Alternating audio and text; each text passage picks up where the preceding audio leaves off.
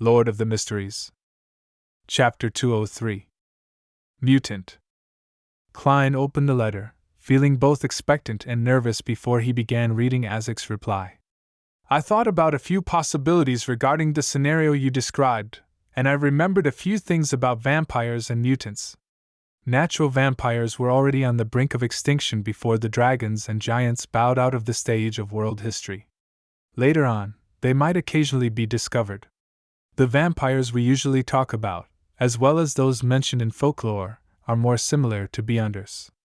I recall that the name of a potion in a particular pathway is called vampire. If your superior is now in a half-insane state, then it's very likely that he mistakenly consumed such a potion. The result of mixing two potions from different pathways makes a half-insane state a certainty.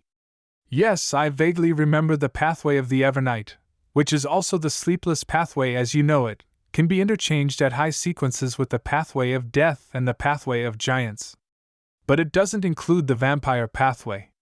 Of course, we cannot rule out the possibility that your superior might have accepted it willingly. After all, vampires have a long life, an exceptional constitution, and excellent looks. When compared with these benefits, accepting a state of half-insanity is reasonable. Klein froze when he read the letter. He didn't expect Mr. Isaac to provide him with this much information. The death pathway is also known as the corpse collector pathway. It can be interchanged at high sequences with the sleepless pathway. I knew about this from Emperor Rosel's diary. But to think that it can also be interchanged with the giant pathway after sequence 4. The giant pathway is the one that the City of Silver possesses, which is also the present-day god of combat pathway. I've always suspected that giant King Ormer was the ancient god of combat. Yes, Emperor Rosel's diary described the Church of Evernight and the Church of the God of Combat as mortal enemies. Could this be because the pathways they possess can be interchanged at higher sequences? If I follow this line of thought, I can find an explanation as to why the three ancient churches, the Church of Storms, the Church of the Eternal Blazing Sun, and the Church of the God of Knowledge and Wisdom, are at odds with each other. That's because the pathways of Sailor, Bard, and Reader can be interchanged at high sequences. Yes, during the end of the previous epoch, the Pale Era, it's likely that the fall of death was caused by the Evernight goddess and the god of combat. The captain is perfectly fine usually, other than his poor memory. He doesn't show any signs of half-insanity. I can rule out the possibility of him consuming the vampire potion. Mr. Isaac has recalled quite a number of things recently. Could the creeping hunger have really stimulated his memories? Klein nodded and continued reading the letter. Mutant isn't the name of a particular species. It's more like the description for many similar creatures. Under normal circumstances, they're no different from an ordinary human, but there is an innate, suppressed, twisted desire in their hearts. This desire erupts when they come into contact with a certain scene or object. They become monsters, succumbing to their desires for blood and massacre. After everything settles, they will return to normal again. They become slightly more merciless and unfeeling after each time their desires erupt. This will continue until their souls are completely twisted. The only example of this that I can recall is the werewolf. They're similar to humans for the most part, and they cannot be distinguished using most Beyonder abilities. But during the full moon, the twisted desires in their hearts intensify, and their bodies also change accordingly. Your superior might be a potential mutant. The death of your teammate might have triggered his true nature. These are all my personal guesses. I cannot guarantee that there are no other possibilities since I haven't gotten all my memories back. Perhaps your theory of this being a precursor to losing control can also explain this.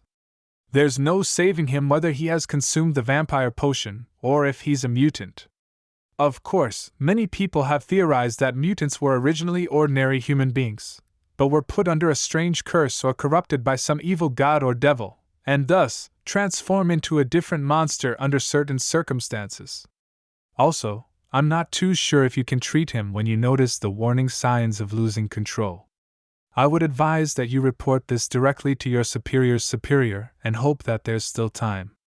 Klein looked gravely at the desk after placing the letter down. He slipped into deep thought. He had to admit that the theory of a mutant was a very possible one, but he couldn't eliminate the possibility that it was a warning sign to him losing control. All I can do is wait for Madame Daly's reply. I sent the letter 2 nights ago, so she should have received the letter yesterday morning. If she replied immediately, I should have seen the letter last night or this morning. It's almost noon. Does that messenger not dare to go near Cheney's gate? Or was Madame Daly held up by something? Klein shook his head. He still felt exhausted and used cogitation to force himself to sleep. In the hazy world, Klein was suddenly jolted to his senses. He knew that he was dreaming. He then saw Dunn Smith in his black trench coat appear in front of him. Responding in a manner congruent with a normal dream, Klein gave a delayed greeting. "Good morning, Captain." Dunn nodded slightly and said, "Leonard found a clue when he was investigating the Lenevis case. He needs your help. The mystery prior that the Holy Cathedral sent over won't arrive until tomorrow morning because of a train fault." "All right," Klein replied in a fleeting voice. Dunn thought for a moment before adding, "There's no need for you to return to Zutland Street. Head to 62 Howe Street directly. Leonard will be there waiting for you. It's been hard on you." The moment he finished his sentence, Klein's dream shattered. Klein instinctively opened his eyes. "Howe Street? Isn't that the area where the Divination Club, my classmate Welch, and the member of the Aurora Order lived? There sure are many incidents lately, one after another, as if they're culminating in something." Klein thought as he got up slowly. He washed up in the bathroom before changing into a white shirt, brown vest, and black trench coat. He then picked up his hat and went down to the living room. It wasn't 11 yet, and Benson and Melissa hadn't returned home. Klein informed Bella that he was going out and that she didn't need to prepare lunch for him. He then took a public carriage to Howe Street and saw the messy-haired midnight poet, Leonard Mitchell, whose hair exuded beauty, waiting for him in at Building 62.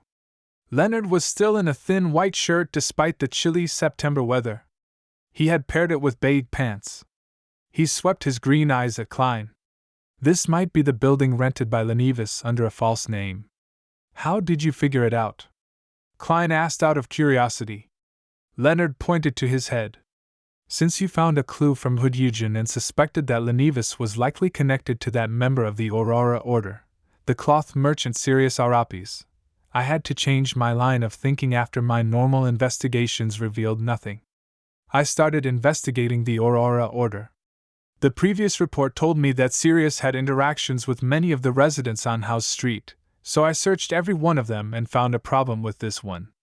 "What problem?" Klein asked. Leonard raised his brows. "An obvious problem. The guest here appears very rarely. He claimed to be going to the southern continent to do business after Hanas Vincent's death and never returned. His records are very realistic, and the police didn't discover anything. This could only be a coincidence." Klein creased his brows. "Of course, a coincidence. But when I showed the residents around here Lenevis's picture, an old man felt that he looked similar to the resident at number 62, other than his different glasses." Leonard took out a black and white photograph from his pocket. "Why didn't you say so earlier?" Klein lampooned inwardly. He entered 62 Howe Street with Leonard, and at Leonard's request he started to divine if there were any hidden compartments or secret chambers. The result was yes. The secret chamber or hidden compartment in this building. Klein wrote down another divination statement. He took a seat on the sofa and closed his eyes as he recited the statement.